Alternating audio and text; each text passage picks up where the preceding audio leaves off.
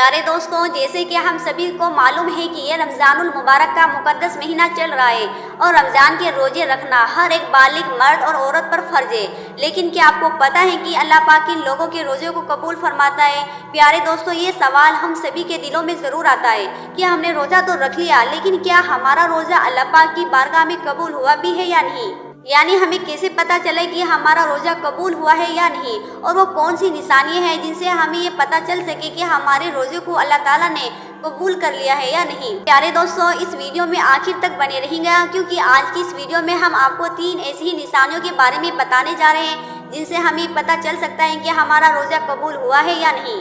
یعنی کہ اللہ پاک جس انسان کا روزہ قبول کرتا ہے تو اس کے جسم میں 3 نشانیاں ظاہر کرتا ہے۔ پیارے دوستوں، ہمارے پیارے آقا صلی اللہ علیہ وسلم نے ارشاد فرمایا ہے کہ روزہ صرف نہ کھانے پینے کا نام نہیں ہے، بلکہ روزہ ناک کا، کان کا اور منہ کا ہے۔ جیسے زبان سے کسی غلط بات کو نہ بولا جائے، کانوں سے غلط چیزوں کو نہ سنا جائے، اور اگر کوئی شخص روزہ رکھ کر غلط بات کرتا ہے یا پھر غلط بات سنتا ہے تو حضور پاک صلی اللہ علیہ وسلم نے ایسے شخص کے بارے میں فرمایا کہ پھر اس کا روزہ نہیں رہتا بلکہ فاقہ ہوتا ہے، تو ایسا روزہ تو اللہ پاک قبول ہی نہیں کرتا ہے۔ اب آپ کو بتاتے ہیں ان 3 نشانیوں کے بارے میں جن کے ظاہر ہونے سے ہمیں اس بات کا پتہ چل سکتا ہے کہ اللہ نے ہمارے روزے کو قبول کر لیا ہے۔ نمبر 1 دوستوں، اگر کوئی شخص ایک دن کا روزہ رکھ لیتا ہے اور پھر اسے اچھی طرح سے پورا بھی کر لیتا ہے، یعنی روزہ رکھنے کے بعد کوئی بھی غلط کام نہیں کرتا اور نہ ہی کوئی غلط بات سنتا ہے اور نہ ہی کوئی غلط بات بولتا ہے اور نہ ہی وہ سارے کام کرتا ہے جن سے اللہ تعالیٰ نے منع فرمایا ہے،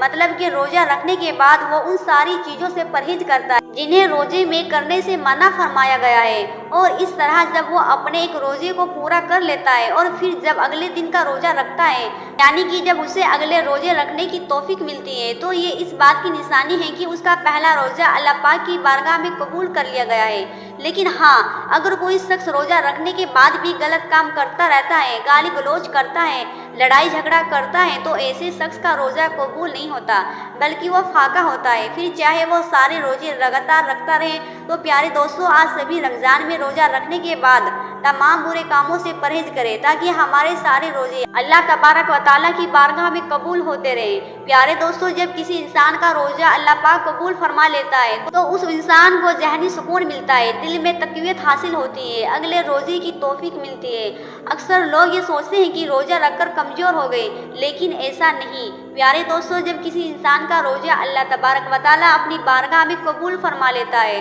تو اس انسان کے اندر ایک اندرونی طاقت اس انسان کو ملتی ہے، بھلے ہی وہ اوپر سے کمزور نظر آ رہا ہو، لیکن اسے اندر سے ایک طاقت اور قوت ملتی ہے۔ وہ بندہ خود محسوس کرنے لگتا ہے، یہ روزے کا کمال ہے، اسی لیے روزے کو کبھی بھی چھوڑے نہیں۔ دوستوں، ہمارے پیارے آقا صلی اللہ علیہ وسلم نے ارشاد فرمایا، جس نے ایک روزہ بغیر کسی بیماری یا پھر بغیر کسی مجبوری کے چھوڑ دیا تو پھر وہ ساری زندگی بھر بھی روزے رکھے تو بھی اس ایک روزے کا حق ادا نہیں کر سکتا۔ اور آپ صلی اللہ علیہ وسلم نے ارشاد فرمایا کہ روزے دار قیامت کے دن عرش کے سائے کے نیچے کھاتا پیتا اور مسکراتا ہوا ہوگا، اور بے روزے دار حساب کتاب میں مبتلا ہوگا۔ تو پیارے دوستوں، ہم امید کرتے ہیں کہ آج کی ویڈیو آپ کو پسند آئی ہوگی اور آپ لوگ بھی رمضان المبارک کے سارے روزے رکھیں گے۔ اللہ پاک ہمارے سارے روزے کو قبول فرمائے، آمین۔